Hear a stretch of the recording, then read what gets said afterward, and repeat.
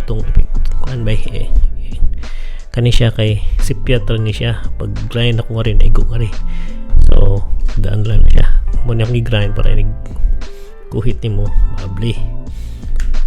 problema ka ni mo iko pa sa mic jack kaya na naman siya i-grind